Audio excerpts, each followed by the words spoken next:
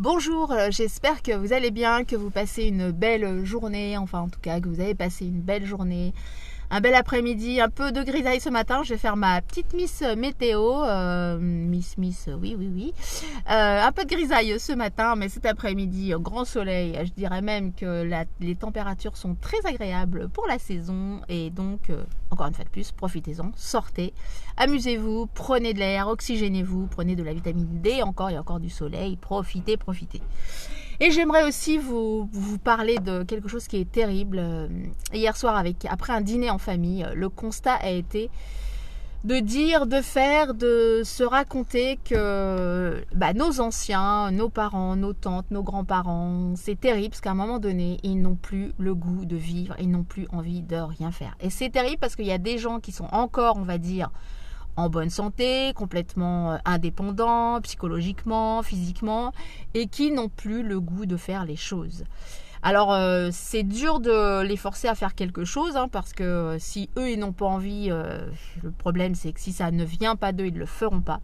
Mais ce qu'il faut savoir, c'est qu'il faut essayer le plus possible de les amener à faire une activité physique, de les amener à faire une activité culturelle, sociale, de rencontrer des gens, qui ne soient pas seuls. Et même s'ils sont en couple, parce que le cas dont on parlait hier, ils sont en couple, il y en a un qui va très bien, qui n'a plus trop le goût de vivre.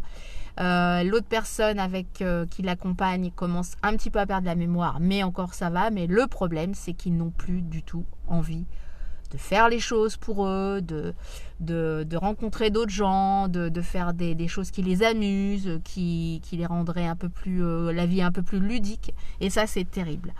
Une chose est sûre, c'est qu'il faut vraiment qu'ils continuent, ou en tout cas qu'ils se mettent à une activité physique, sportive.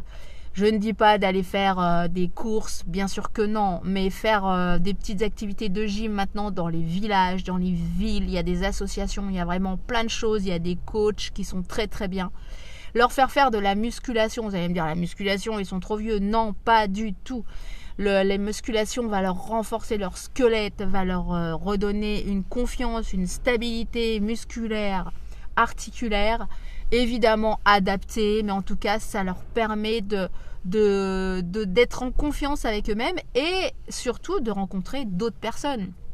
Parce que souvent la plupart des gens, ils ont quand même un certain âge, leurs amis, petit à petit, ils sont plus là, leurs familles, elles sont éloignées, on les voit plus, les petits-enfants viennent plus les voir, donc effectivement, ils n'ont plus, on va dire, d'activité sociale, en tout cas de moins en moins. Eh bien, l'activité, il faut essayer de leur redonner avec d'autres personnes. Je sais, des fois, ils sont sauvages, ils n'ont pas envie de le faire.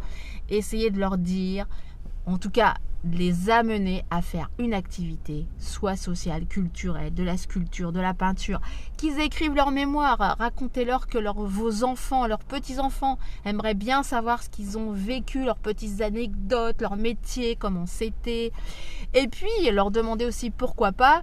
Ils ont certainement eu envie, peut-être dans leur vie, de faire d'autres métiers, ou même quand ils ont démarré le métier qu'ils ont fait presque toute leur vie, ils auraient peut-être voulu faire autre chose. Demandez-leur ce qu'ils auraient voulu faire, et peut-être pourquoi pas, je dirais pas faire une formation pour découvrir ce métier, mais le découvrir autrement. Dans le bénévolat, ou rendre service aussi aux mamans avec leurs enfants à leur sortie des écoles, faire un peu de soutien scolaire. Je sais, c'est pas facile de faire du soutien scolaire, mais je suis sûre qu'il y a plein de dames ou des messieurs qui aimeraient certainement parler de leur culture, de leur savoir à d'autres personnes. Ils n'osent pas parce qu'ils ne se sentent plus utiles, et pourtant je suis sûre que l'échange entre jeunes et anciens, ça ne peut être que bénéfique pour tout le monde de toute façon. Mais le problème, c'est qu'ils n'ont plus goût à rien, et c'est terrible quand on est complètement conscient de cela et qu'on ne peut rien faire parce qu'ils ne veulent pas nous écouter. Ils se laissent mourir, tout simplement. Certains se laissent mourir, et ça, c'est terrible. Ils mangent mal, alors que c'est pas du tout une question financière. Ils ne bougent plus, ils restent assis, c'est manger, dormir, mais plus du tout. Ils ne sortent, ils ne s'aèrent plus, en tout cas très peu, et ça, c'est terrible. Il faut vraiment leur redonner goût à la vie, mais que ça vienne d'eux, qu'ils aillent rencontrer des gens, qu'ils aillent se faire des petites balades, des randonnées, de la marche nordique, de la musculation, des choses simples, ou la piscine, des choses simples adaptées à eux, mais qu'ils aient un nouveau goût à la vie, surtout qu'ils reprennent goût, confiance en eux, qu'ils lisent, qu'ils racontent des petites histoires à leurs petits-enfants, à leurs enfants. Et là, ça ira beaucoup mieux. Parce que c'est terrible de se sentir vraiment, vraiment, vraiment démunis face à ces personnes qui ne veulent pas forcément faire d'efforts, ou alors, en tout cas, ils veulent plus faire d'efforts. C'est comme une voiture, hein. Quand elle a plus envie, quand il y a le moteur qui commence à être bien usé, bah voilà. Et bah leur redonner, je dirais pas changer le moteur, mais en tout cas, essayer de leur redonner goût à faire des choses avec des nouveaux amis, avec la famille, avec pourquoi pas les voisins. Je suis sûre qu'il y a plein de gens qui ils sont sauvages, hein, parfois, mais je suis sûre qu'il y a plein de gens qui peuvent être un petit peu dans leur cas aussi, et qu'ils aimeraient aussi parlementer ou faire des choses avec eux. Voilà, c'est des petites idées, parce que c'est terrible de se dire mon Dieu, ils peuvent encore avoir peut-être encore 10 ans à vivre, et s'ils se laissent vraiment dépérir comme ça, c'est terrible, alors qu'ils auraient encore plein de choses à faire, à apprendre, et surtout à nous apprendre. Voilà, eh bien merci pour eux de les rencontrer, d'en parler et de leur redonner goût à vivre tout simplement. Voilà, bonne fin de journée et à très bientôt, en tout cas à demain. Ciao, ciao!